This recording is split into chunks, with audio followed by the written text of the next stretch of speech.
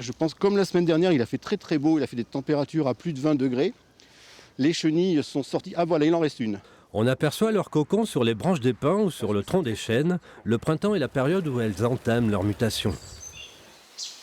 Les chenilles vont sortir du nid, faire leur procession, aller chercher un endroit relativement dégagé et bien ensoleillé. Elles vont s'enterrer, elles vont se transformer en chrysalide. La chrysalide va rester à l'état de chrysalide environ 1 mois. Et puis ensuite, au bout d'1 mois, le papillon va émerger. Elles circulent en file indienne, parfois sur plusieurs mètres de distance. Au sol, c'est là qu'elles sont les plus dangereuses pour les humains, mais aussi pour les animaux.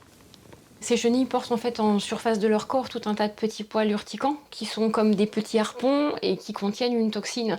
Et c'est le contact de quand les poils se fichent sur l'animal, peu importe l'endroit, la toxine est inoculée à l'animal et on va avoir des réactions qui peuvent être soit générales, qui peuvent aller d'un simple baisse d'état général, un abattement, jusqu'à une frustration, un état de choc, voire même des fois carrément le décès de l'animal si on n'a pas des soins nécessaires qui sont mis en place. Des pièges existent pour éviter le danger. La commune de Condé-sur-Vienne en a fait installer une vingtaine dans ses parcs publics. Elles tombent dans la goulotte et elles commencent à faire le tour. Donc toute la procession fait le tour. Une fois qu'elles vont se rejoindre, en fin de compte, il n'y a pas de sortie. Et la seule sortie, c'est le trou du piège qui est dedans. Donc elles descendent dedans et elles sont capturées dedans. Et comme c'est du plastique, elles ne peuvent plus remonter. Le meilleur moyen pour ne pas avoir de chenilles processionnaires dans votre pelouse, c'est d'éviter de planter des pins.